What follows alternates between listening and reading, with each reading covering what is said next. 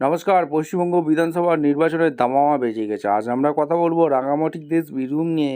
এই জেলার মোট 11টি বিধানসভা আসনে সাধারণ মানুষ কি ভাবছেন? মমতা বন্দ্যোপাধ্যায় তৃণমূল নাকি বিজেপির শক্তিবৃদ্ধি, নাকি বাম কংগ্রেস জোটের কোনো চমক আছে? চলুন দেখে নিই আজকে লেটেস্ট জনমত সমীক্ষা। দুবরাজপুর, সিউড়ি, বোলপুর থেকে হাসান বা নলহাটি বীরভূমের রাজনীতি বরাবরই অত্যন্ত উত্তপ্ত। শুভেন্দু অধিকারীর নেতৃত্বে বিজেপি এখানে বড়সড় কি থাবা বসাতে পারবেন? আমাদের সমীক্ষায় উঠে আসছে চাঞ্চল্যকর তথ্য। সমীক্ষা অনুযায়ী বীরভূমের এখনও শাসক দল তৃণমূল তাদের পায়ের তলার মাটি এখনও শক্ত রয়েছে। গ্রাম বাংলার উন্নয়নের ভরসা রাখছেন অনেকেই। তাদের ঝুলিতে যেতে পারে কত সংখ্যক আসন? আজকের এই ভিডিওতে বিস্তারিত ব্যাখ্যা করব। চ্যানেলে ফার্স্ট টাইমে থাকলে চ্যানেলটাকে সাবস্ক্রাইব করে বেল আইকনটা টিপে রাখতে হবে।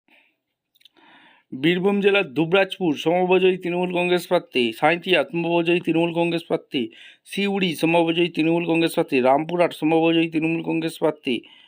5 নম্বর হাসান, এখানেও খুব শক্ত ঘাঁটি তৃণমূলের, সমবজয়ী তৃণমূল কংগ্রেস প্রার্থী।